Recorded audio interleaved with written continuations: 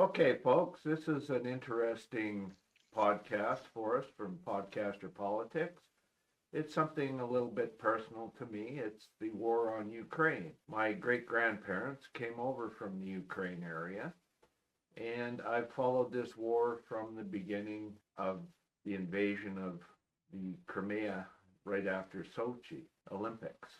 I thought we would discuss some of the aspects more current because it's been an ongoing war for over 10, 14 years, whatever it is now. It has been a historical war for many centuries between Ukraine and Russia. One of the points I want to highlight is that Canada is the second largest Ukrainian population outside of Ukraine.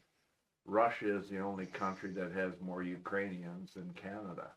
We in Alberta took in 80,000 refugees from the genocide that's going on in Ukraine. Putin wishes to wipe out the people and continually attacks civilians at all costs to humanitarian rights of these people and commits war crimes across the board, using everything from chemical weapons in their bombs to rape and pillage when they conquer a town or village. So we can discuss a lot of this from historical perspective, but I think I prefer talking about what's going on now. The biggest issue in the news right now is Trump. Trump has moved his naval fleet, the submarines, into positions close to Russia is the big news. And why is Trump doing this right now? There's no bigger distraction than when you got a pedophile operation that wants full disclosure on the files with your name plastered all over it, than to posture to say you're on the verge of World War III. And this is what happens when you have a felon running a country with such power at his disposal. And the only thing he can distract from the news is we're on the verge of World War III because I've moved my nukes into place and countering the Russian threats of nuclear use in the Ukraine war. This is appalling that the U.S. is allowing such a person to have their finger on the nuke. He has no regard for children's lives. He has no regard for women's bodies, women's protections, women's rights. He is blatantly a racist in many regards, and now he is posturing to deflect the Epstein file release and his special treatment of the only witness still alive that knows everything about Trump, and that's that Ghislaine Maxwell. She's just been moved to a holiday spa prison because she has cooperated with Trump and his lawyers in private, and there's going to be a revelation coming soon that Trump was never involved in the Epstein, didn't know anything, because Maxwell will state that to get her pardon and sentence commuted. So I guess from that perspective is what I wanted to say was don't believe the media. Everything in the media can be used as a distraction, but we do need to discuss the genocide in Ukraine just the same as we discussed the genocide in Gaza. What's your take on what's happening in Ukraine? Because we have different views on the NATO position in the instrumentation of this war by Putin. I say it's a false flag and it was just an excuse, and many people in the world believe that the cause was that Ukraine wanted to be involved in NATO. So we'll go from that point of view, Cal. Well, Corey, the way to test that would be for the Ukrainians to say no to NATO. Well, they already did say no. The NATO said no in 2008. So you've already been told by NATO in 2008 that Ukraine will never become a NATO state. Trump also stated unequivocally he will not allow Ukraine to be NATO. So there you're already stating the obvious there, Captain Obvious. They're not going to be part of NATO because Trump and the U.S. stated they would not be. So the argument for that has been muted.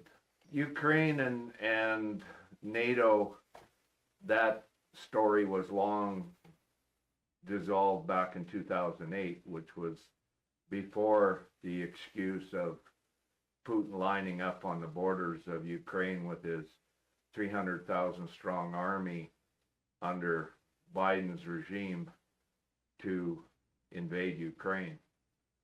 So that's Okay, so I'd like to just take a moment to dwell on, whether that's correct or not.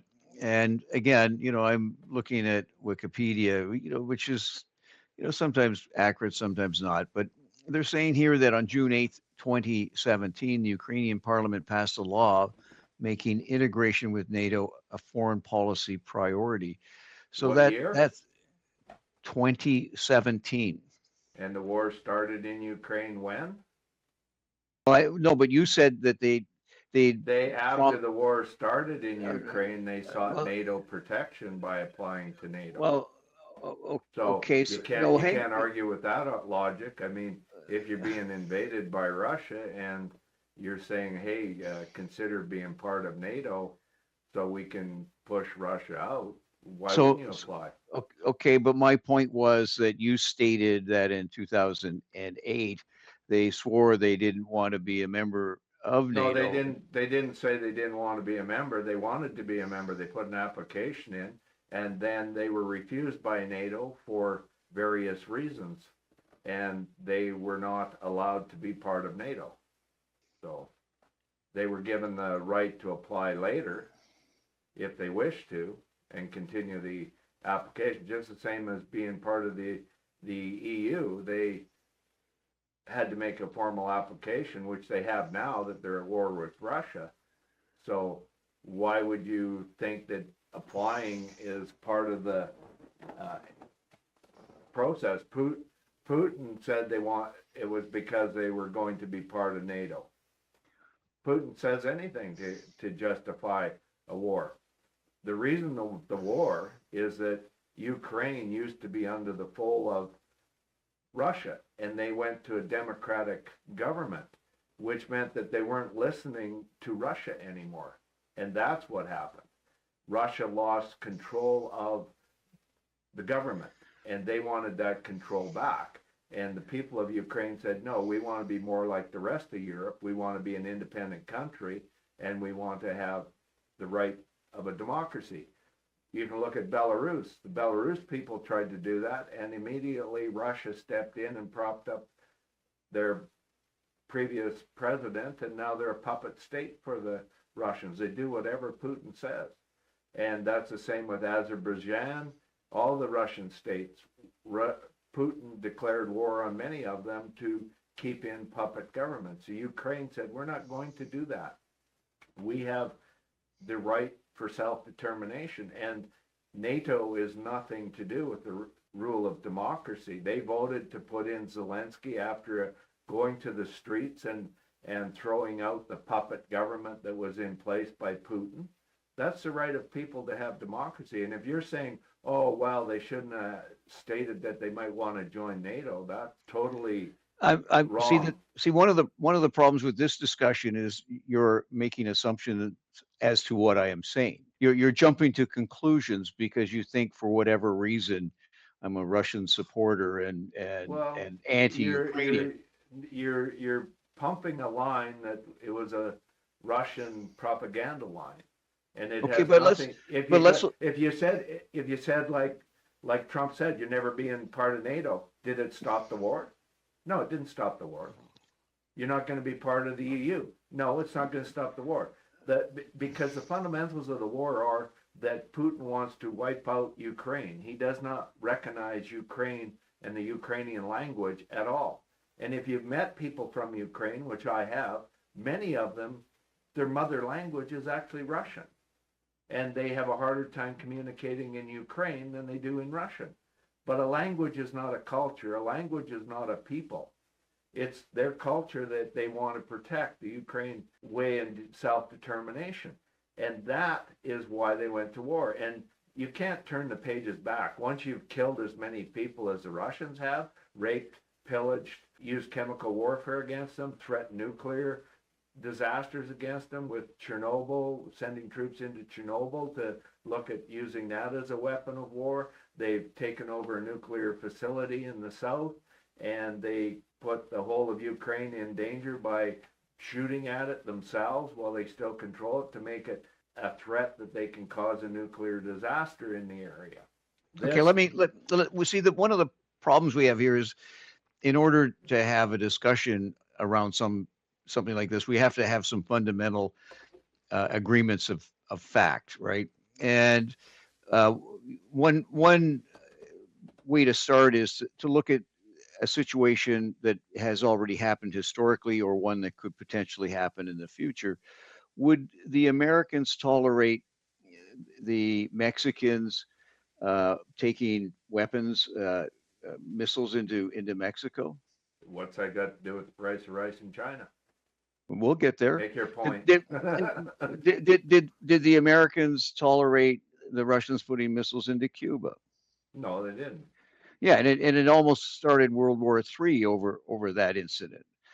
So, but you're not comparing apples to apples. You're comparing apples to bananas. I mean, no, because the Cuban Missile Crisis was a different time, different era. The USSR was a strong entity. Russia is not as strong as the USSR. The Americans propagated that by having all their businesses raping and pillaging Cuba. And Cuba rose up and said, no, we don't want that, and stopped it. And then they were under threat and attacked by the Americans to send in their military in the Bay of Pigs battle or whatever that was. And I'm not that familiar. I was pretty young at the time, but you being a little older might remember it more detail. But yeah, hiding under desks at school. But the point is, it's different times and a different situation. This is Russia, which is a lost empire with a leader, Putin, who used to be KGB, that wanted to reestablish the Russian Empire. And he plays a long game, and he's very calculating as to what he can do. And he has strengthened the Russian Empire in many ways, through Belarus, through Azerbaijan, through dominance in, like, even the Chechens. There was a Chechen war under Putin, and he has dominated. There's a history of domination of these countries and sending in his military to dominate, just like he did to Ukraine. So it wasn't the first act by Putin to subjugate a population so that he is the overlord of the government. There is no illusion in my mind that this was going to be the same as a multitude of countries that were subjugated to the might of Putin to control their government, and they are not democratic now. If one refuses to learn from the lessons of history, one is doomed to repeat them. And so what I'm suggesting is, if we look at another example, Russian missiles in Cuba, the Americans were not prepared to tolerate that, and they threatened World War III over that very issue. Now, exactly. My understanding is that NATO missiles in the Ukraine could reach Moscow in about 5 minutes. And now we got to go back to history. Ukraine gave up their missiles. No, but forget all that. Forget that. U.S. and Russia agreed. Okay, to give them. They agreed to protect Ukraine. U.S. agreed to protect Ukraine. What happened when the invasion happened? U.S. turned a blind eye because Putin smartly used the World Olympics to say, look, we're a world power, and look at how great the Olympics was. It was a smoke and mirror operation for a well-planned maneuver to see if they could take Crimea from Ukraine. They did it without any opposition from the U.S. or world powers. Then they staged a second attempt. We want the mineral-rich area Donbass in the eastern part of Ukraine. Let's see if we can pretend to rally the locals by sending in ununiformed Russian military to take it over, and see what the world does. See if they don't react like they did Crimea. Boom, no reaction. They took it over. That's called staging of a war, and well calculated by a KGB operative that knows how people think. Now, what happened after that? Guess who gets in power? Trump. Now, how did Trump get into power the first time? There's lots of speculation that there was a lot of Russian propaganda pumping that he would get in. Putin plays a long game. Trump seems to be catering to Putin. Now, what escalated the situation in Ukraine? Well, let's see. There was no ability for the president, Biden, to even do anything. Trump wasn't going to do anything when they escalated. He wasn't going to allow Ukraine to have any defense mechanisms in Ukraine to defend themselves. And that continued under Biden. Trump continually, repeatedly stopped aid packages or through the House and the Senate to offer any weapons that could defend against the Russian onslaught. That act alone cost many, many thousands of lives in Ukraine. And that has become Trump, even though Biden was president, still controlled the House and the Senate, who stalled or delayed or refused to allow weapons of defense to Ukraine.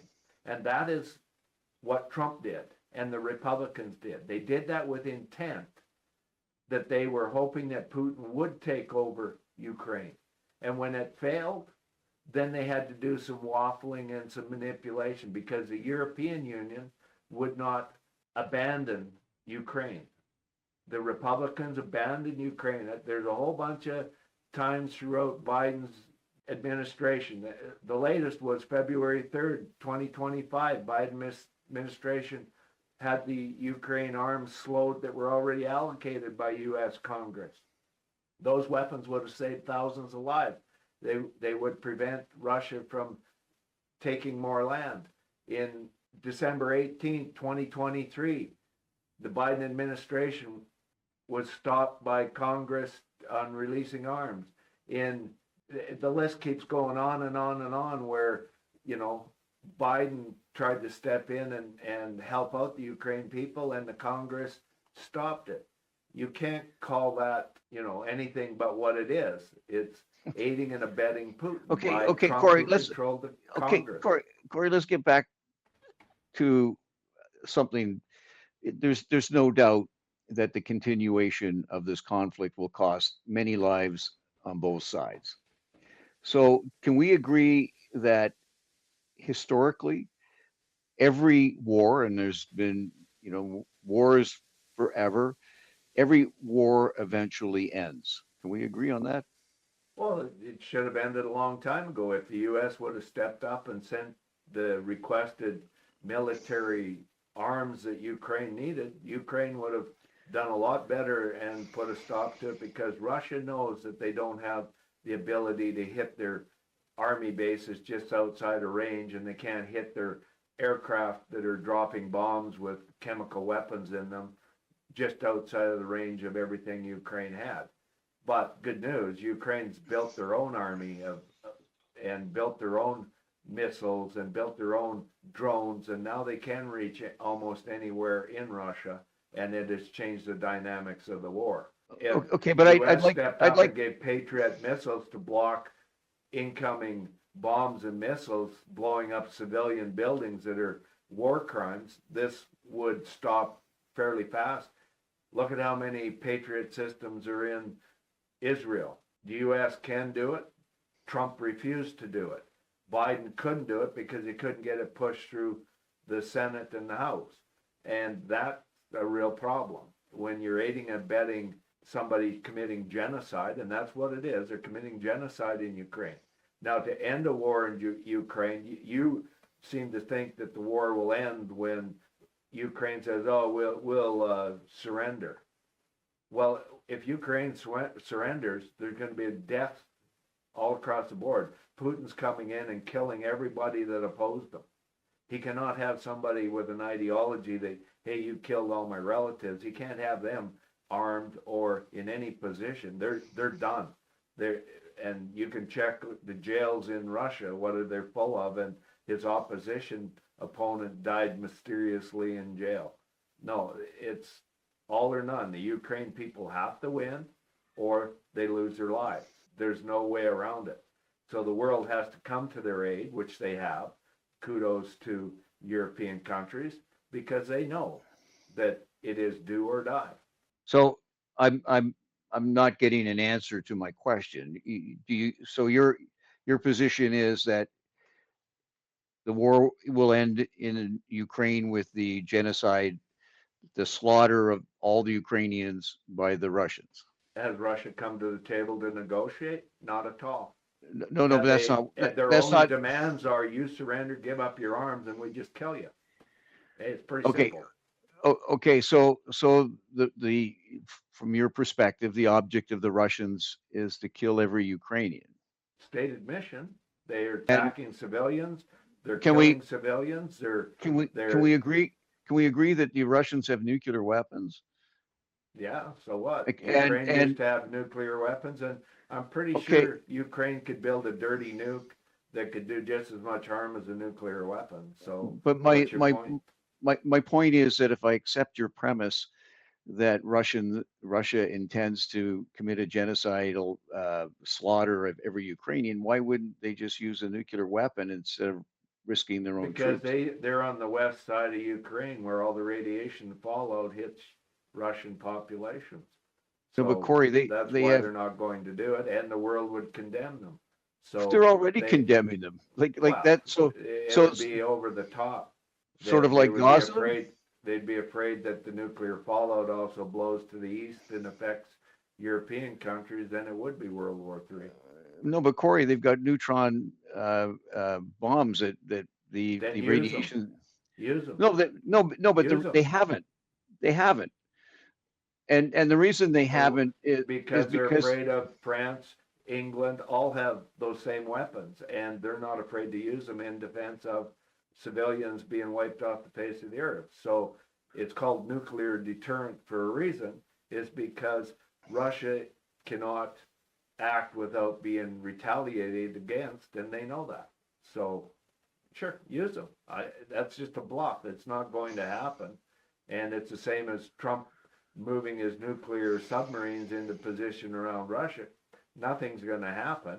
It's just for the distraction of the Epstein files being released. If Trump really was interested in helping Ukraine and wasn't looking for news media and distraction, he would just simply hand a dozen Patriot systems to Ukraine so they can prevent the killing of civilians and night threats of continual bombings and stuff, and that would be the end of it. The Ukraine army has already demonstrated they can hold the line with Russia if it doesn't have to worry about its civilians.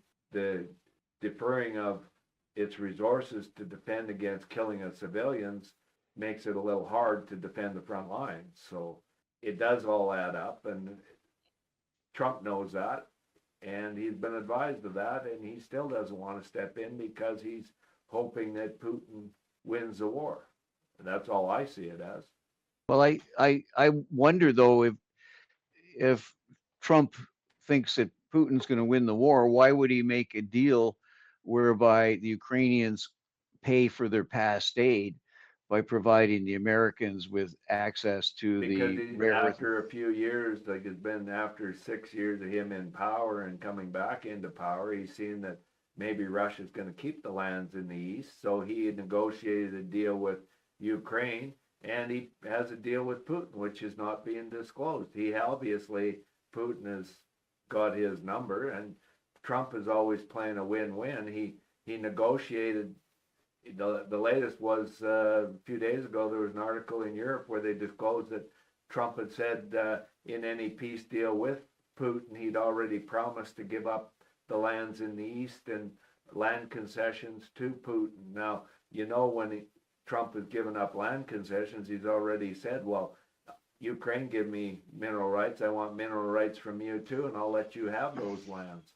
So that is the art of the deal, according to Trump. What's in it for me? And we both know that. So we will never know what the deals between Putin and Trump are. I'm pretty sure Putin has some incriminating evidence against Trump, like maybe young girls in hotel rooms and videotapes of it. So please, Putin, release those tapes or whatever it is you have on Trump, release it. We the free world would love to see what you have on him, period. You I, can't say you can't say you don't believe Trump hasn't done something that Putin's aware of. wouldn't surprise me, but the problem is you have to stop the war in the Ukraine. You can't That's stop it when one side started it and wants to annihilate the other, wipe them right off the face of the earth, because they know that if one Ukrainian is alive, they got sabotage and everything going to go on. There's never going to be a peace now. There's been over 1 million casualties on the Russian side. 1 million people have been injured or killed or MIA'd. That's a lot of people, and Putin's under a lot of pressure to make sure that this war ends favorably in his favor and all the enemies of Russia are wiped out because of those number of casualties and deaths. We've never had war in North America, so us sitting here trying to evaluate what war is about is ludicrous, because until you lived in the trenches of warfare, you're just making speculations. Anybody pointing a gun at you will kill you. And that's with a Russian pointing a gun at you, Putin pointing his military at you, you can consider yourself dead if you oppose any aspect of what he wants to tell you to do.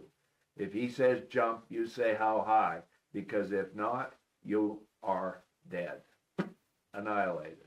You can't. so you're holding no hope out for the Ukrainians. No, I'm saying if the world backs Ukraine and they come up with a peace condition that is amicable to Ukraine's sovereignty, it can work, but you're going to have to move in military and support and everything else, because the Russians cannot be trusted. They'll sign an agreement, and then as soon as you drop your guard, they'll start the war again. They've already had peace agreements with Ukraine over in the east, where Ukraine said, okay, we've got, we'll have a peace agreement, no firing, and Russians inevitably breach it all the time, trying to take more land. So they couldn't be trusted. And that's the problem.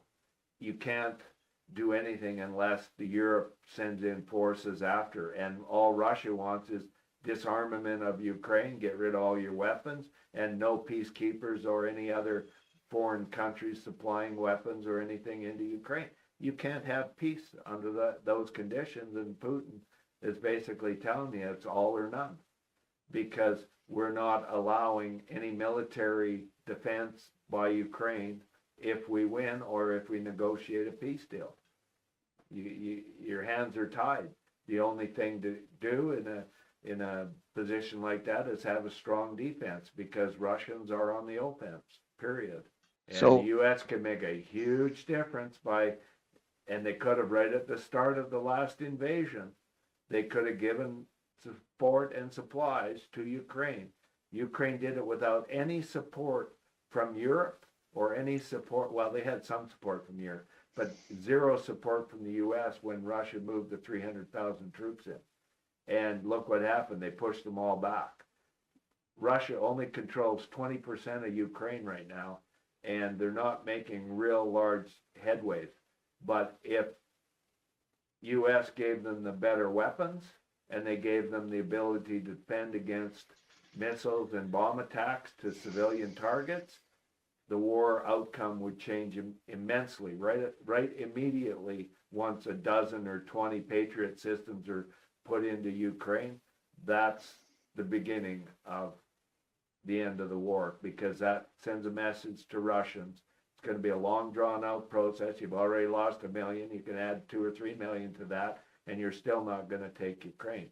By handcuffing Ukraine, it cost them a lot of men, a lot of land, and it made the war protracted to last a long time.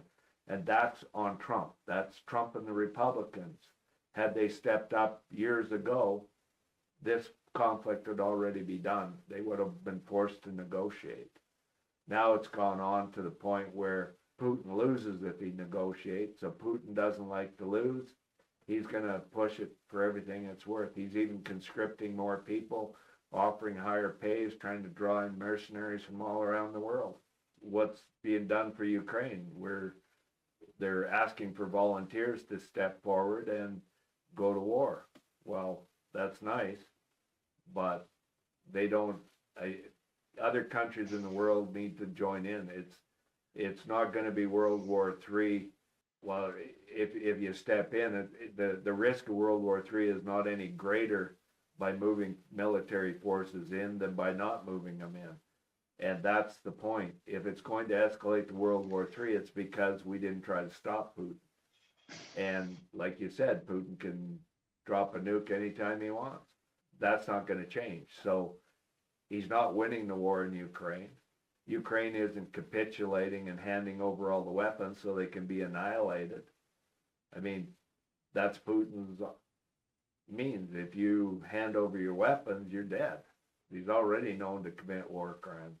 Here we have a situation where the Europeans are going to start losing interest in the Ukraine because they can't afford it anymore. With Trump's tariffs, their declining income, the social unrest that they have, the splits in their individual country interests, you're going to find that there's going to be less and less willingness to support the Ukraine.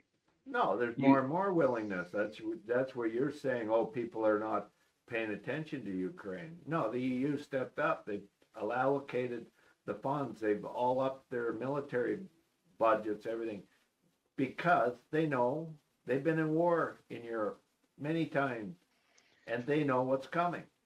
If Putin takes over Ukraine, guess what? Putin's going to try to take over probably Poland, and guess how he's going to do it? He's going to say, well, you either die right now, Ukrainian, or you're going to go fight against Poland. So the Ukrainian army is pushed to fight another war in Poland. Putin says, well, it's not me. I've got a puppet leader there. It's not me, it's Ukraine doing it. And that's how you get more wars in Europe. And then he's going to go into the Baltic states using the same tactics, saying, well, Ukraine's pissed off at Europe for not supporting them, and now Ukraine's starting the war. And that Ukraine's been the puppet of the Russians before in history, and they will be the puppets again. They were the puppets for the Nazis when they invaded.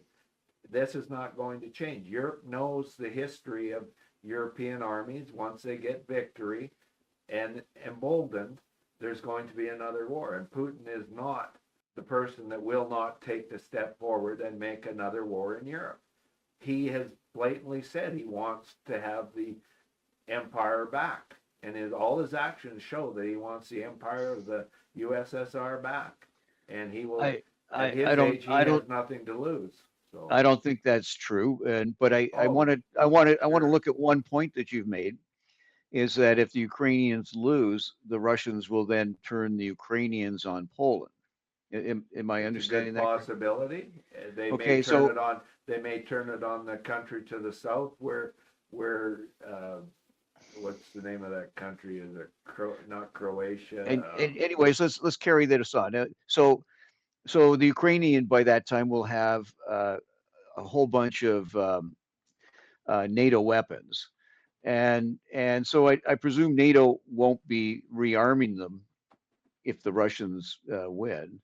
So how is the Ukrainian army ever going to attack Poland if it's using whatever's left of its NATO weapons? Ukraine is the largest army currently in Europe. So even if they lose 25% of that army when they're invaded and fall, that's still a pretty large army. And Russia has supplies as well, and Ukraine manufactures its own weapons now, which is something you're disregarding. Ukraine now produces a majority of its drones that it uses in the battle, so it's self-sustaining, except for parts, which they can start manufacturing.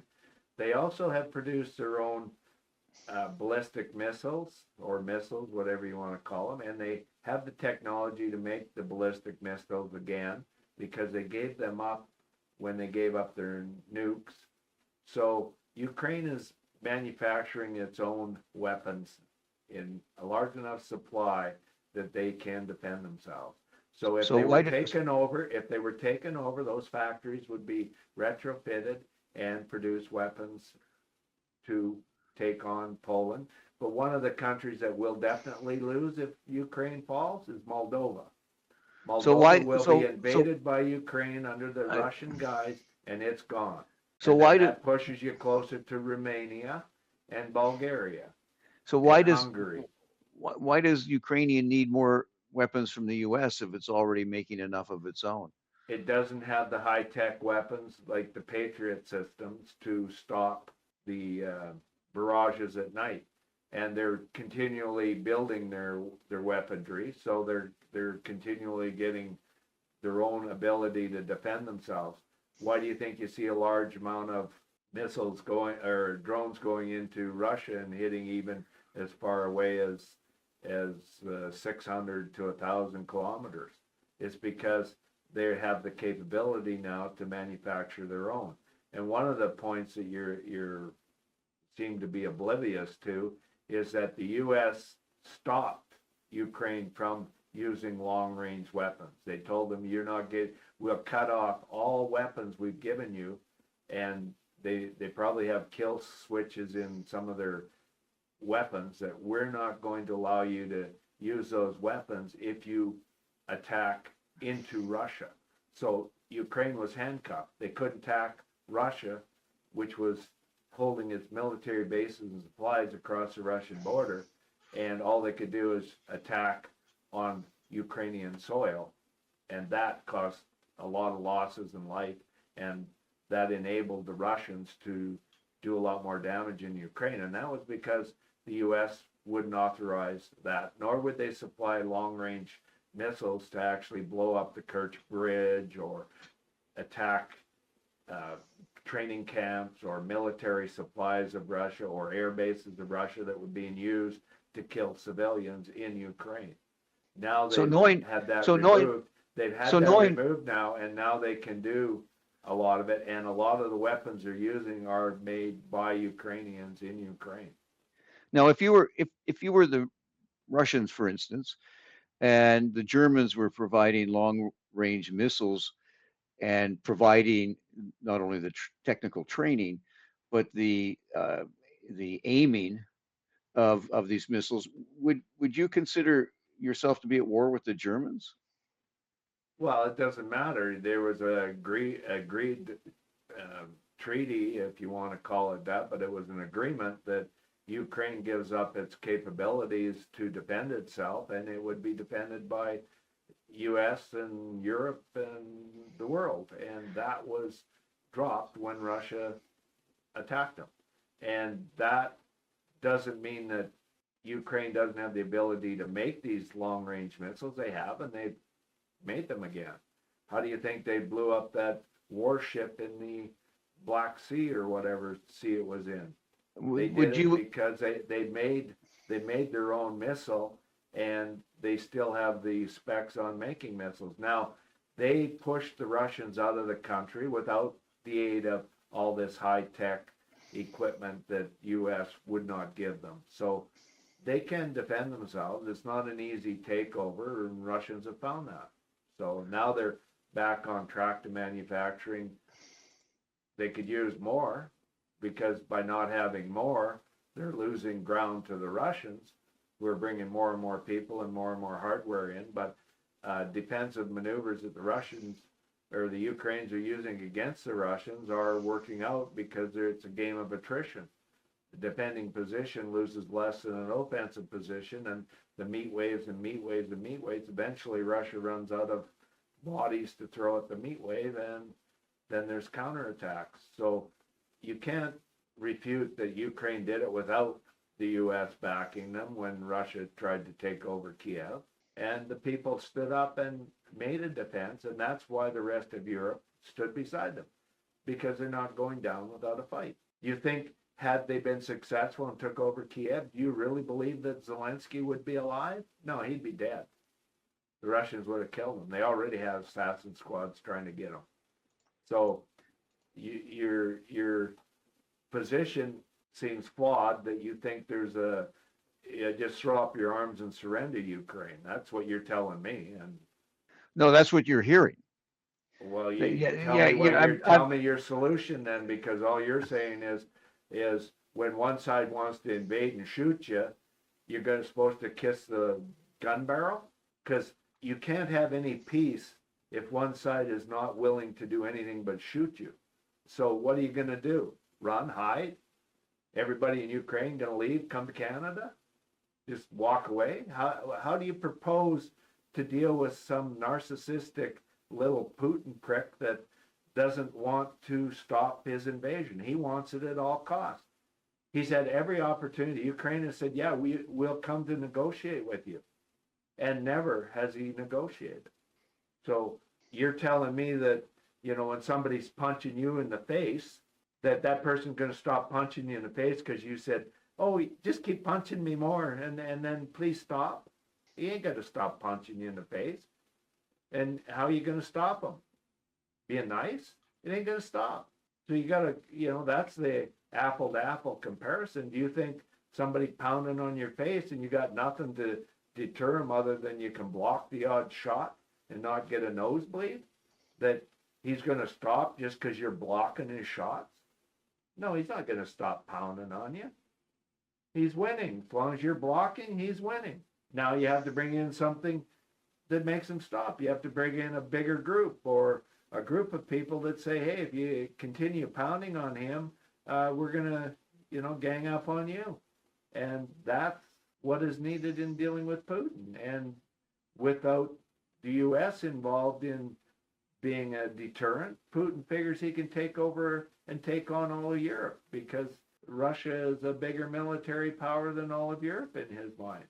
And he wants back all his countries that have defected from him.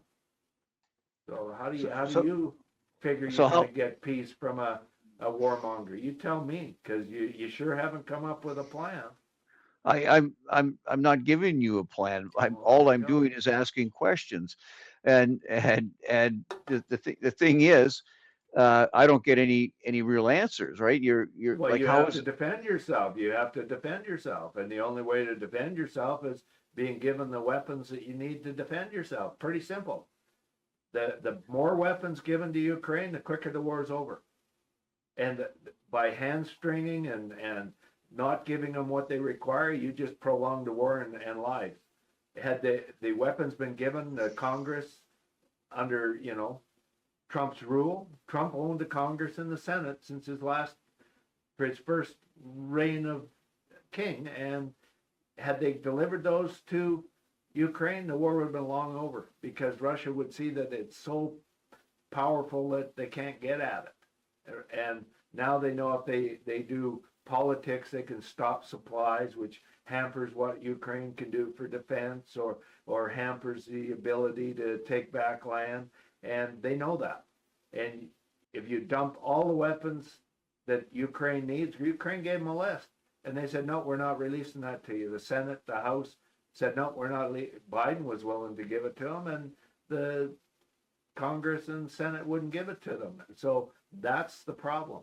Now, if you gave them everything they need, war's over fairly quickly because Russia knows they're having a hard time when there's no weapons to defend. How are they going to deal with a Ukraine that can match them bullet for bullet, power for power? They can't. So game over. Now you got possibility of peace. And when peace does come, it's not giving up the weapons. It's moving peacekeepers in, and the world moves in to make sure that Russia doesn't breach any terms of their agreement. None, zero. So, do you think the United States would tolerate peacekeepers, say in Mexico? I don't give a fuck what the felon wants or not wants. But here, he's not to be trusted either. So the rest of the world has to act regardless of the U.S. And Europe does have the power to move in the military might between Germany, France, England, move your damn supplies in. Even Sweden can move in supplies and help out. Poland's got a great ability to help out. Move your supply, supply the Ukraine army with what they need. And U.S. be damned, you can't trust Trump. I mean, he's got quiet deals with Putin. And that's a known fact. So Putin could have told Trump, yeah, just make a claim that you're moving your nuclear submarines around Russia. That'll deter the Epstein file conundrum for you. Just don't give Ukraine any more weapons or ability to defend themselves so we can take more of the land and maybe take over Ukraine, and we'll give you the mineral rights that you were promised. Perfect. You don't know what's going on behind the scenes, neither do I. But it sure is blatant that the U.S. is not doing anything to prevent genocide and prevent war crimes against civilians, because they do have the ability to move in the weaponry that Ukraine asked for and quit hamstringing and tying the hands of Ukraine to defend themselves. Ukraine's shown that they can defend themselves against the world's second largest army and done a very admirable job. And that's not going to change. So maybe we should put a stop to the war. The only way to stop the war is give all the weapons that Ukraine needs and show the Russians that your meat waves aren't going to work because we're well equipped to handle it. And that's the end of the war. Russia has to capitulate at that point. That's how you deter somebody from invading, is the other countries oversupply you with everything you need to defend yourself. That's the way it's done. So pay attention, Europe. Oversupply Ukraine, and you won't have World War III on your doorstep. Ukraine falls, I guarantee you, in history, the winner will be emboldened and try to take Moldova over, which is a given. They're already scared of it. Russia's already said they will do it. So there's all sorts of things that you can prevent by acting accordingly. And the U.S. should be ashamed of their actions in the House and Senate for the past 10 years. And there's no excuse for it. And Trump is a piss poor president, and he's allowed millions of people to die with no care and concern. Just like in Gaza, just like in Ukraine, just like during the COVID-19. Millions of people needlessly lost their lives because of this one felon sitting and running a country that he should have no business running. So that's my rant. Anything else you want to come up with? What's your solution? One question to you. You ask me, I'm asking you. How are you going to solve it? Surrender? Start by saying no NATO. We don't. They've already said no NATO. NATO said no NATO. U.S. said no NATO. Trump said no NATO. Since 2008, it's been no NATO. So no NATO. It's already been on the table. War hasn't stopped. Okay, War hasn't stopped. Let me answer that question for you. War hasn't stopped. NATO has been off the table for a long time. EU's on the table now. In 2015, they had a referendum on joining NATO. They said it was one of their main priorities for the Ukraine's foreign policy to deepen cooperation with NATO. They've had joint exercises, military exercises, because NATO is a military organization with NATO. Canadian. So you're saying, let me get this correct. You're saying take NATO off the table. Okay, NATO is off the table. If Russia wins in Ukraine, NATO is totally off the table. So yes, NATO has been off the table for a long time. And if you take NATO off the table, you're saying that Ukraine can never join Europe as a free democratic country. And NATO is the epitome of they can't join Europe. All Ukraine wants to be is like Poland. Poland went to war against Russia, and they won. And now they're the leading economy in Europe. They are the best economy. They are what Ukraine is striving to be. That's why Ukraine stepped up. They said, well, if Poland can have this beautiful democratic country and prosperity, and we're just as good as Poland, and we want that. And you're saying, fuck you.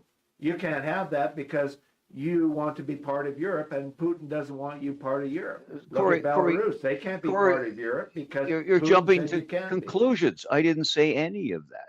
Yeah, you're saying NATO is only that much of the fucking equation, and you're going. No, but hang on. The whole reason. No, it has nothing to do. You can still join. Democracy is not wanted by Putin. to lose Ukraine to be a free country so that it falls into part of Europe. That is it. They don't want another Poland. That's what it's all about. All I'm saying is there you can still join the European Union. You can't. Putin doesn't want you to have a democracy. Putin did not want Ukraine to have a democracy. That's why the war started. He does not want Ukraine to have a democracy, just like he does not want Belarus to have a democracy. He doesn't want Azerbaijan to have a democracy. They do not want democracies and trade with Western countries at all. At all.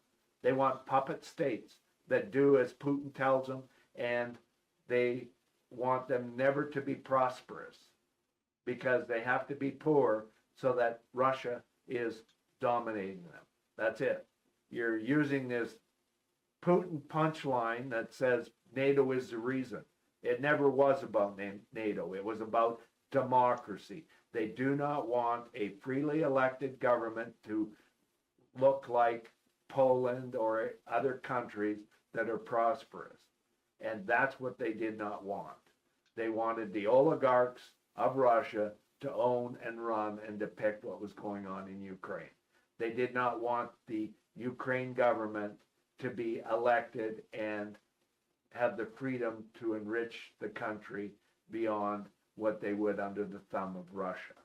That's it. How did Zelensky come to power?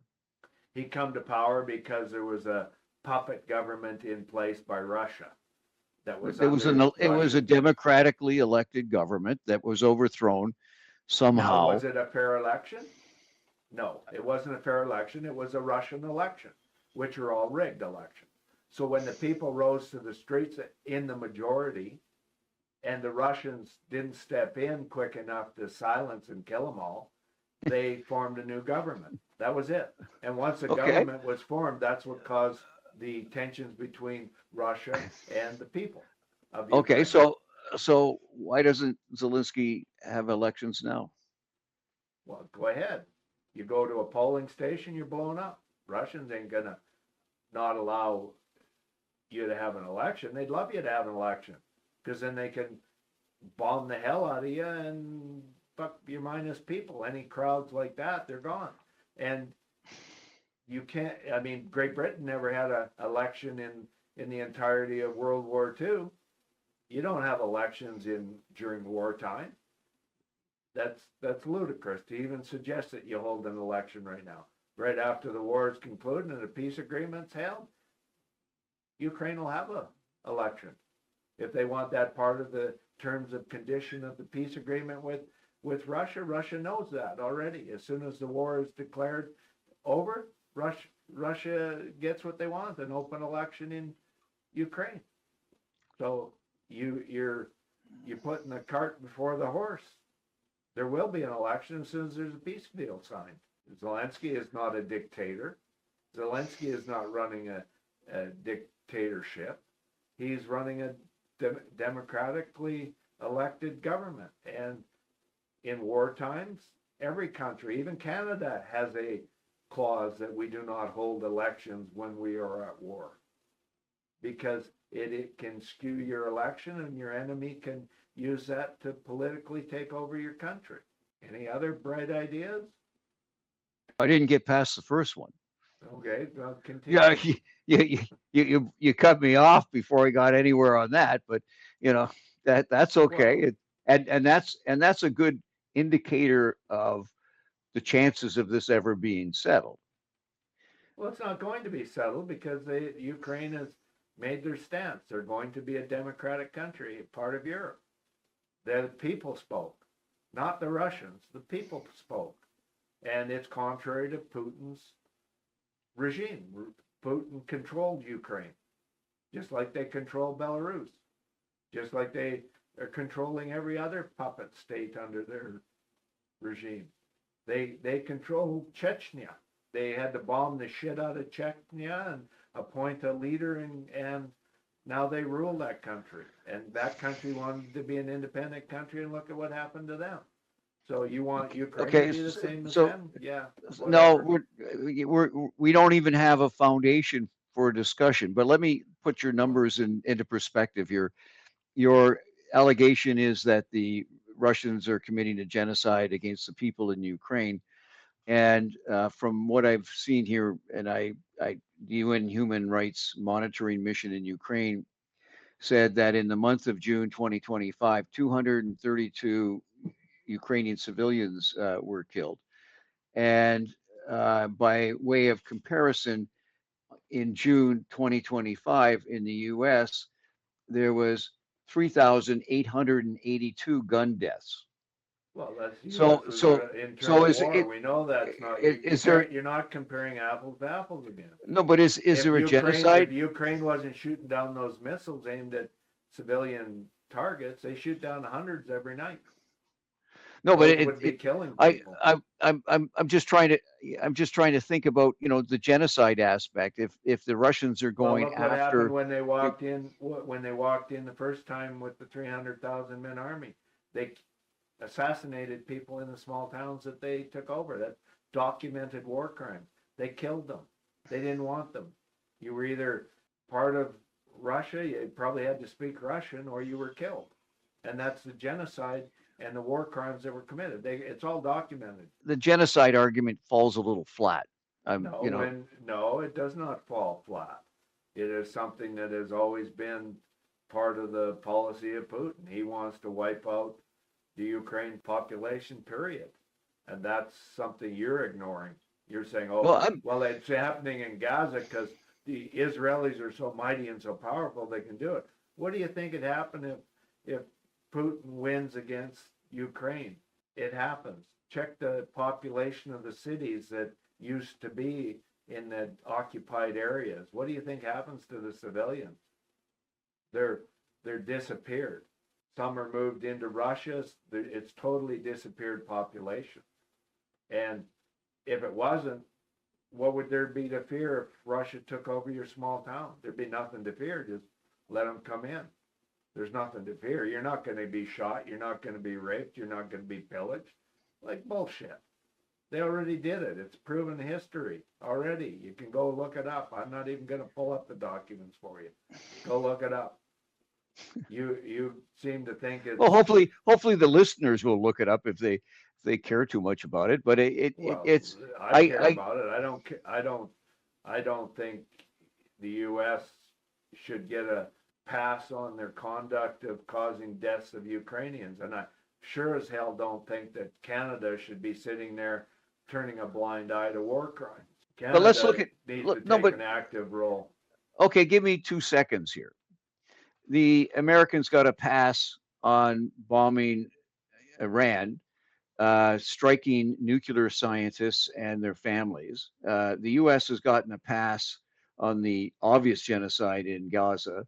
The U.S. got a pass on the attack on Iraq, on the attack on Libya. The U.S. got a pass on the attack on Serbia, Croatia. The U.S. is going to get a pass. No matter what they do, whatever they do, they're going to get a pass. So does Russia get a pass? Russia gets a pass with Azerbaijan. They got a pass with Belarus. Corey, let me finish. Look, you're absolutely correct. Russia gets a pass as well. So we have the 2 nuclear giants that are getting a pass on doing whatever it is that they want to do. So knowing that, if you know that, and you are Iran, Iraq, Syria, Libya, the Ukraine, wouldn't that factor into how you would determine whether or not what you're doing makes sense?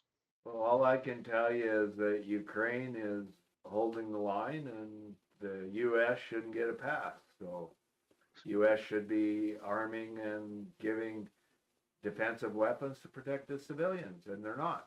Ukraine can handle the front lines. Right now, as of April 16th, so it's even larger numbers, Ukraine produces 40 to 50% of all the weapons used on the front lines in Ukraine, including 95% of all the drones used in the wars on the front line are produced by Ukraine. What Ukraine is asking for is the ability to defend its civilians from war crimes, and that is not being granted by Trump. It has not been granted by Trump for the past 10 years, him and his control of Senate and the House of Republicans or whatever they call themselves. And that is pathetic because Ukraine is slowly building their ability to defend themselves. They have what's called a SAPSAN ballistic missile already in production. They produce it en masse now and use it. Ukraine's produced 100 of them already as of November 2024, and they're producing more every month. And that means it's going to change the dynamics of the war, whether Putin wants it or not. And the U.S. can protect civilians by giving 20, 30 Patriot systems to make sure there's a dome over Ukraine that Russians can't get through. And that's what will change the war and force a peace solution with Russia. Nothing else. Did the F-16s help? Not really. They're kind of outdated. They made a bit of a difference. They were used. They are used, but they're used for shooting down drones and stuff, and they do make a difference because they do have the ability to use aerial guided bombs. They are making a difference, but there's not enough of them to make a significant difference. They're just defensive, and they're not a great defensive weapon against missiles and drones. They're adequate, but they're not great. Did the Abrams tanks make a difference? Weren't as great as they thought they were. So you've got all these wonder weapons being provided that are going to change the scenario, including whatever ballistic missile you're talking about, all 100 of them. Do you think that's going to really make a difference and save lives? Yes, it forces peace. You believe that the Russians are going to tolerate NATO missiles 5 minutes away from Moscow? And what are they going to do about it? Exactly. What are they going to do about it? Exactly. They're going to do nothing. They're going to roll over and die and say, put your missiles in. Okay, well, under your logic, what do you expect them to do? Exactly what they're doing. And what's that? Killing every Ukrainian they can? I gave you the statistics. There's almost 4,000 gun deaths in June in 2025 in the U.S. There's 130 deaths killed in the war, and that's because in Ukraine is shooting down hundreds of drones every night. And they don't need Patriot missiles. They're going everywhere. It's not that Russia isn't trying to target them. It's they've been able to defend themselves adequately. But there's no excuse for one person to die. None. Oh, I agree. It's I don't disagree with you at all. But I'm just saying if you know the parameters of what's going on, does it make sense? Makes sense to what? That people are dying. Does that make sense to you? It's fucking war, man. They're gonna die. Somebody's invading, trying to shoot them. All you can do is defend yourself. That's all Ukraine was ever doing, was defending itself. You got a fucking government running in, shooting and killing you. What the fuck are you gonna do? They're not big. Ukraine isn't big enough to attack fucking Moscow and take over Russia. That never gonna happen. So what's the fucking fear? Nothing. No, let's Russia get back fears nothing. No, but you've missed my initial statement where I missed nothing. You're the missiles sound like it. No, the missiles in the Ukraine will be 5 minutes away from Moscow. 5 minutes. Poland has missiles. They're part of NATO now. And they have to fly over the Ukraine to get to Moscow. Who does? The missiles. Poland? The missiles. Poland has missiles. They're part of NATO. It's not. They're not 5 minutes away from Moscow. Poland is. Check your map. Pretty close. What about the other NATO members? You know, like the Baltic states and all that. They're real close. Poland's close. Poland's real close. They got ballistic missiles. Then what about all the subs? The subs are floating under the seas there. They're real close to Russia. You're Exactly. arguing your No, point that, you're making the point exactly. Russia's surrounded by NATO. so what's one more? You're Makes no my difference. exactly makes no difference. It's 5 minutes. You could drop. You Oh could do a yeah, decap. Finland is a little farther, but Latvia, Estonia, they're all real close. You could do a Poland's dec. Poland's fairly close. Parts of Ukraine are closer, but it doesn't matter. With a ballistic missile, it does not matter. Of course it does. Well, You're Ukraine never agreed to have ballistic missiles anyway. They gave up all their nuclear armament. So your point is mute right from the start. Ukraine is not a nuclear state. They never wanted to be. They gave up their nukes. Even under NATO, they gave up their nukes. They're not taking nukes. So your point's mute. Nothing about NATO says you have to move in nuclear weapons. Nothing about so the NATO agreement. So your point's mute. There's no ballistic nukes going into Ukraine. They gave them all up. They used to have them, and they gave them up. okay. Let me tell you what Google Earth says. The distance between the Ukrainian border and Moscow is about 300 miles. Yeah, so it's about 600 to Finland, a little farther. But it doesn't matter. It's a ballistic missile. Who cares? You know, you got Estonia, Latvia is closer. Latvia is close to Moscow. Yep, it's 380 miles. Yeah.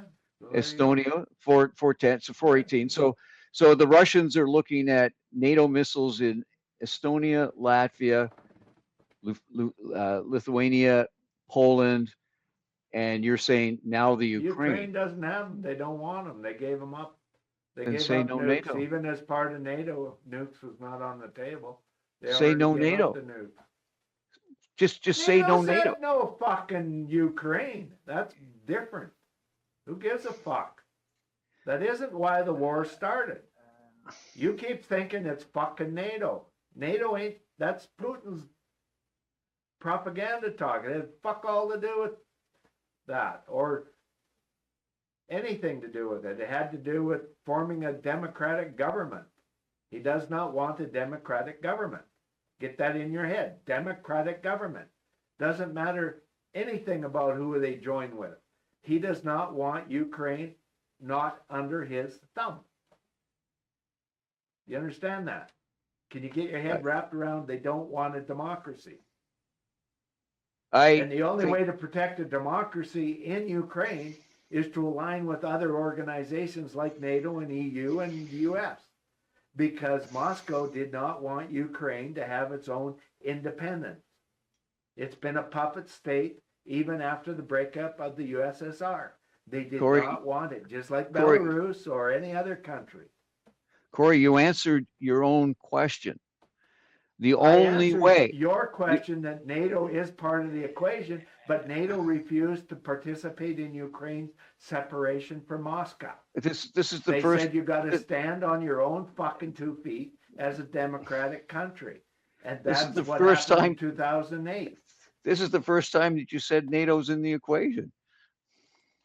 It's been taken off the table until Moscow invaded. Now it's back on the table. Why the fuck would you, when Moscow invades you, why would you not do everything to protect yourself? NATO is a protection means now. So is joining Europe. You can't defend against the second largest army in the world without joining a few bodies to protect you. So you're saying, oh, well, it caused the war. It didn't cause the fucking war. The democracy caused the war. And that's the difference. And after the war started, NATO's back on the table. Of course it's back on the table.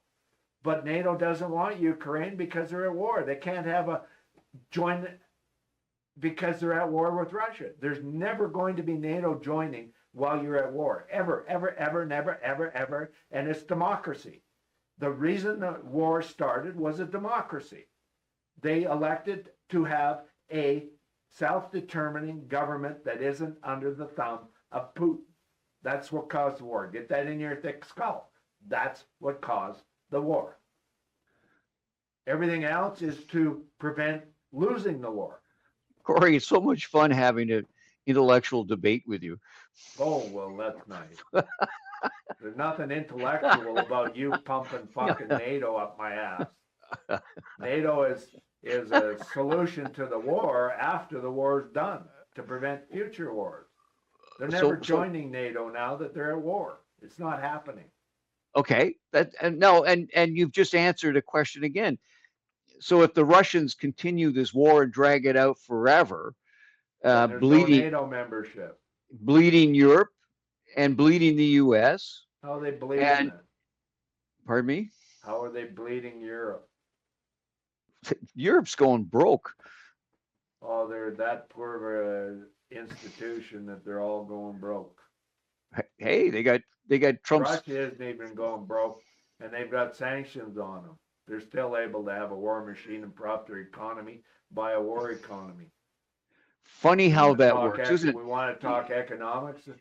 Once you convert to a war economy, you're making money and jobs and creating jobs and everything else.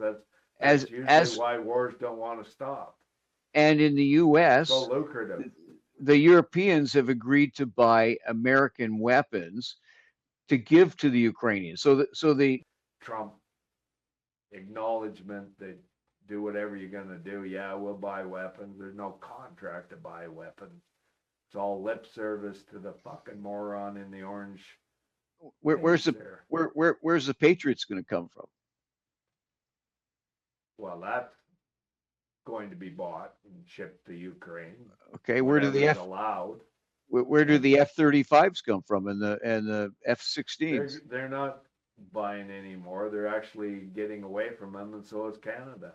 We're going to be buying European planes and European weaponry. And by the way, Germany is building their own system that is parallel to the Patriot system. And they're ramping up production of that so they don't need to go to the U.S. U.S. is an unreliable country, and you do not buy your weapons from an unreliable country. So Germany is building the equivalent to a Patriot system, and the rest of Europe is going to be purchasing that. Thank you, Trump. So anything else you want to talk about war? Well, I'm just saying that there's a huge profit, as you've been acknowledged. There's a huge profit. Economy source in the world is war production. So why would there be any motivation to shut down the Ukrainian conflict? Well, there isn't. Okay, so Ukrainians the U.S. has no desire to shut down any war because they make so much money off the war economy. They won't even stop the wars within their own country. They like selling guns to their own citizens to shoot people on the streets. They're not going to shut the war economy down. It's been very lucrative for them. So in the current situation, everybody's making money and Ukrainians are dying. Yes. Okay, so as a Ukrainian government, wouldn't you want to change that somehow? Of course you want to change it. They're the ones saying, let's have a peace agreement. Let's meet and have peace. Okay, what would the terms? What's your point? What's your point? No, okay, I'm getting to my point. You want Zelensky to say, okay, just come in. I'll let you shoot me, and I'm not putting in peace. I'm not putting any words in Zelensky's mouth, but I'm asking you, what would your definition of peace be? Well, the definition of peace is stop killing fucking people and, pull back and come to some sort of term that is What would the terms be? What would the terms be? There's no, don't send me in to be the peacekeeper. I'm not the peacekeeper. I'm the guy that says defend yourself at all costs. So, okay, but let's pretend there's nothing to negotiate with Putin. And Putin has said, I'm not negotiating. Let's pretend you surrender to me and I'll determine your fate. Okay, but let's pretend. So you can't. No, hang on. Let's pretend Putin's. You're asking me how are you going to determine peace? No, let's pretend Putin's not there. Peace and one wants to kill you, unless you convince the person that is doing the killing that they have to stop the killing mentality. you can't have peace. So you either win or you lose. So Okay, let's pretend Putin's not there. How how would you the define peace? oligarchs are backing Putin. So it's not just the head. If Putin died tomorrow, the war would still continue. But It's Corey, it the sounds to me like oligarchs. you can't define it. You can't say what it would be, what it would look like. You can't have peace when one side is willing to have a peace agreement, whatever is determined, and the other side is saying we're going to kill you, surrender. Huh, No, yeah, no, but okay. I think the There's Russians have no been peace. consistent from the very beginning as to what they want as a form of a peace agreement, and I don't think there's been any change in the Russian position whatsoever. And It's a what's well, that? no You NATO, tell me what you see as the Russian solution. What does Russia want out of this? So a I can. neutral Ukraine. They don't want a neutral Ukraine. Ukraine's been neutral. Ukraine was neutral. They dealt with Russia. They had trade with Russia. They corresponded with Russia. They're neutral. Okay, so how are you going to make them more neutral? Corey, How are you going to? changing your constitution from a neutral constitution to one that is proactively attempting to, join NATO. That's not neutral. They didn't cut ties with trade to Russia. They still supplied Russia with goods. They still had pipelines shipping gas and oil to Europe through. They had cooperation. They were not, we're totally not dealing with you, Russia, blah blah blah, until the war started. So tell me again. Tell me again how they didn't cooperate. They allowed Russia to have a base on Crimea. They cooperated with their joint navies in Crimea. They coordinated everything jointly. You're ignoring history, buddy. There's just because you wanted a democratic country did not say they weren't a neutral country. They dealt with Russia. They have Russia-speaking citizens. They have trade with Russia. They have pipelines with Russia. They have coordinated things that they do with Russia. So you're the one being blind to history because you're following the Putin lines. Putin wants you to think there's a divide and a break. There never was. They just said they're not going to have a Putin regime running their country. That just means they're independent. And you're saying, no, go back to being independent. Be under the thumb of Russia. You can't be neutral in dealing with Russia. Russia either owns your ass or they don't own your ass. That's the way it works. You're saying going back to be subjugated by Russia. That's nice. Have a nice day, mister.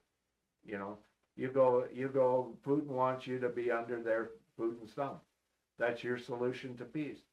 Okay, great. They can do that, but anybody that had opposed Putin, once they're under Putin's thumb, is dead.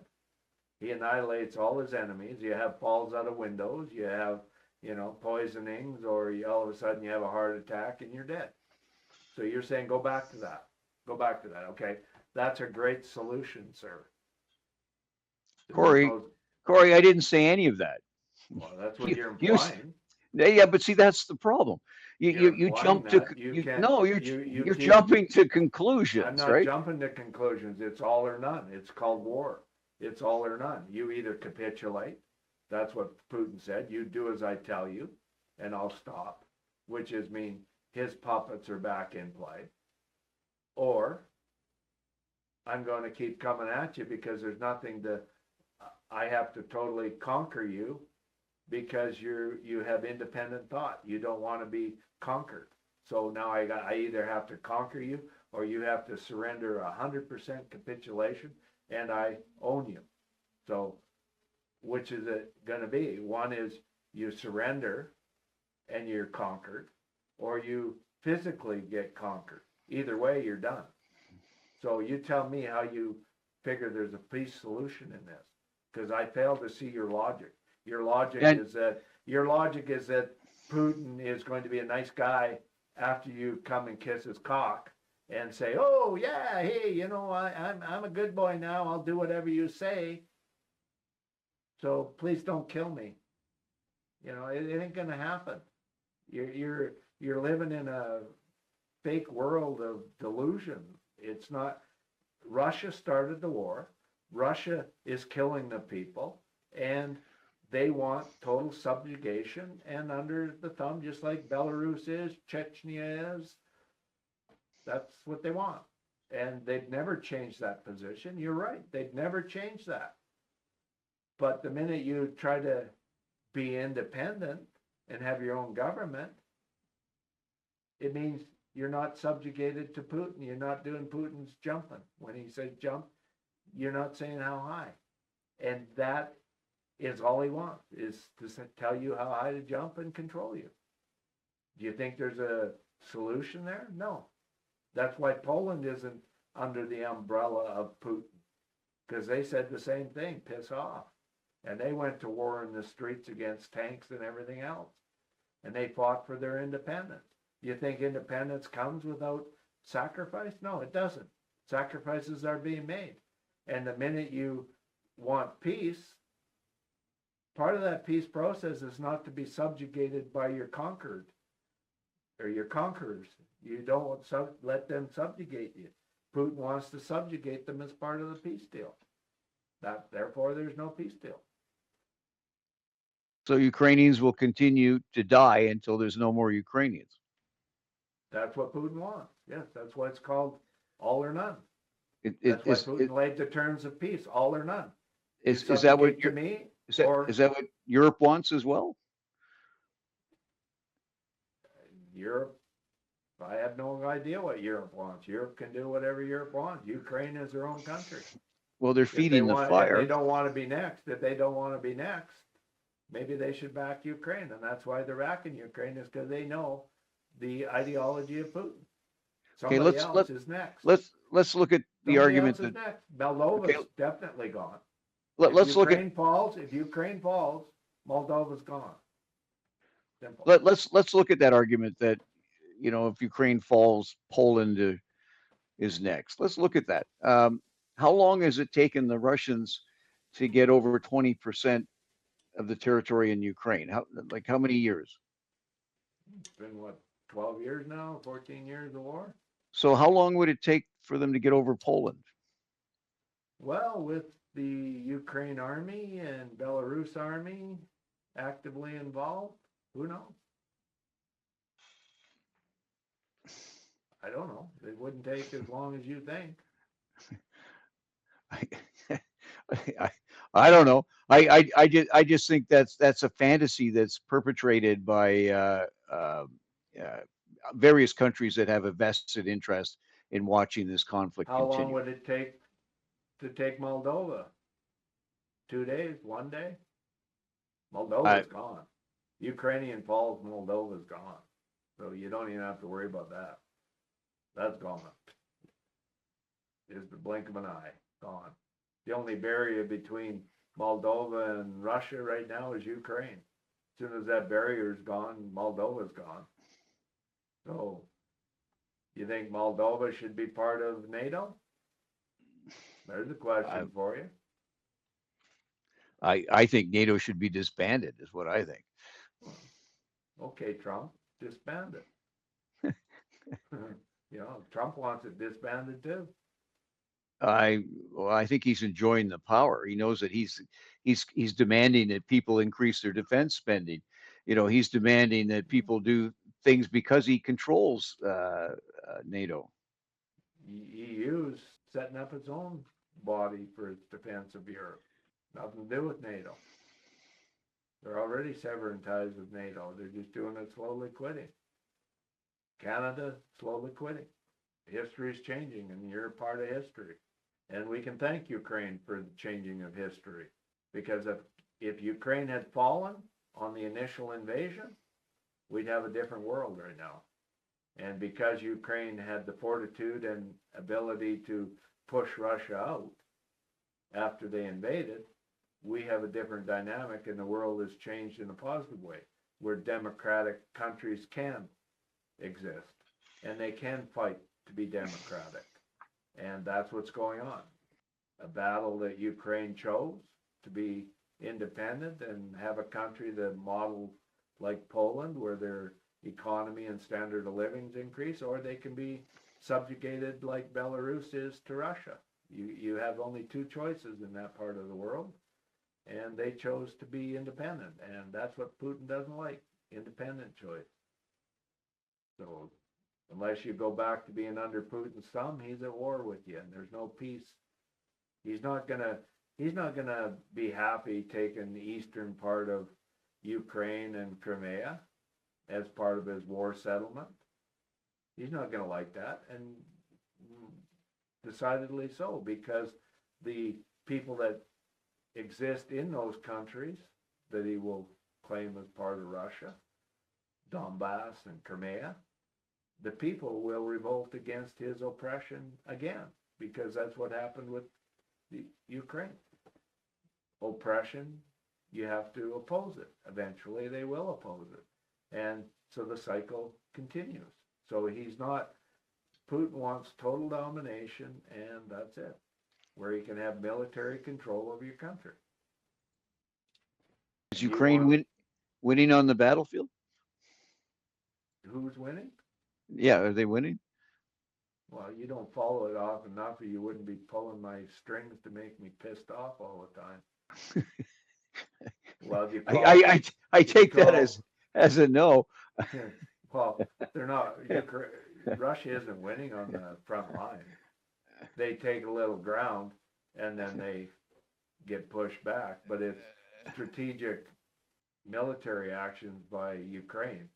Ukraine can't fight them. So, I mean, we could go on for days talking about this, but it becomes, the ideology of war is all or none. And the concept that you can come up with a peace solution to aggression of war that is idealistic is really tough. That's why you can't solve Gaza and Israeli war. It's a war of ideologies and religion. The same with Ukraine and Russia. It's an ideology war. One wants to be a democratic country like Poland, and the other ideology is you're going to remain under subjugation and do as we tell you and live in a life of poverty. And that's all there is. So your choices are very clear. Ukraine made the choice. When they are victorious, and they will be, it's a war of attrition. When they're victorious, then they reap the rewards of rebuilding a country and economy that they chose. So I guess where we can end it, because you're just making me go in circles trying to tell you there's no such thing as NATO caused the war. It was electing a democratic government to change and not live in poverty that was the catalyst for the war. The war is not going to end because Putin has laid down the law. You go back to the old status quo where you do as I tell you, or we fight and make sure you never have democracy. So you're fighting for democracy, and whoever wins, that's it. So Ukraine has to fight for democracy or subjugation. They go back to status quo, which they fought not to have, and Europe should back them because it's democracy. We the democratic countries of the world should be backing them wholeheartedly, not shorting them on the ability to defend themselves like has been done. And Europe should even be ashamed of themselves, not allowing them proper missile defenses and stuff at the onslaught of the war. Ukraine proved that they were in it for the long run. But the good news is Ukraine produces over 50-60% of the weapons they're using in the war. And probably by the end of this year, they'll be producing 80-90% of the weapons. And that's when the tide changes, when they don't have reliance on U.S. And there's my take. Peace only comes at the end of a gun, when you're being presented with a gun. Okay. I don't know. Well, I think based on that analogy, that analysis, there's not much hope for the Ukrainians. what? They're going to win the war. Simple as that. And I love the one component. If I was a little healthier, I got sore back and nerve damage and concussion and all that.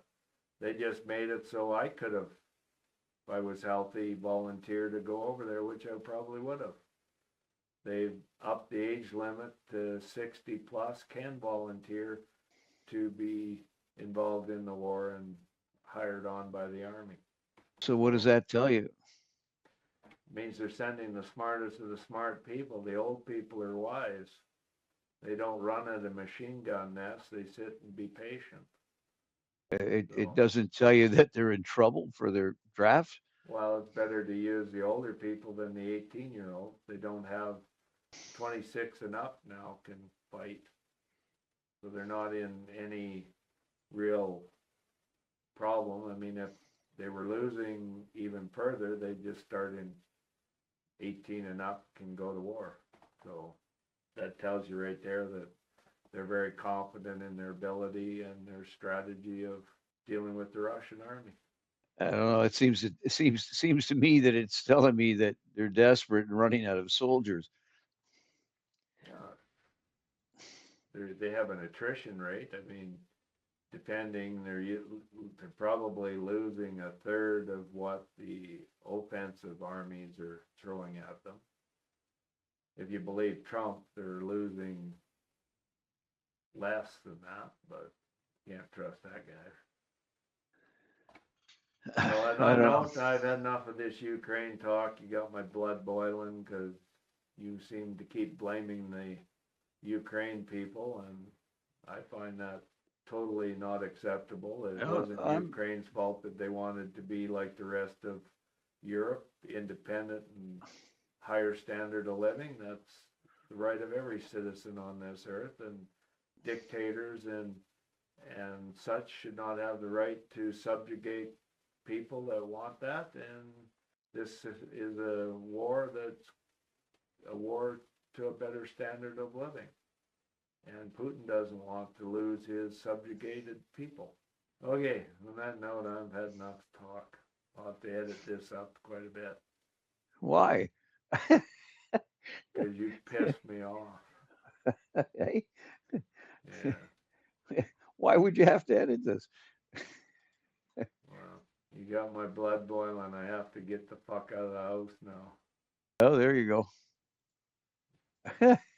Don't worry, I'll get you on the next one. Oh, jeez. That's why Anyway. I avoided this one. What's that? That's why I avoided this topic, because I knew you were going to start yanking my fucking chain, which is fine. Sometimes it's easy to yank your chain. Well, sometimes when you're talking war, and I know you don't understand the fundamentals of war. Not at all, Corey. I've never studied it. Well, you've studied it a bit, but your history of undertakings are lacking. I'm not sure about that. Oppression caused World War II, and oppression caused Ukraine to seek independence from the oppression of Russia and the poverty that they were living when they should be living at a standard that was higher. So anyway, I'm going to go. Talk Have to you. a good day. Subscribe to the channel, give us a like, and please share the video. Don't be afraid to share this commercial with your friends too.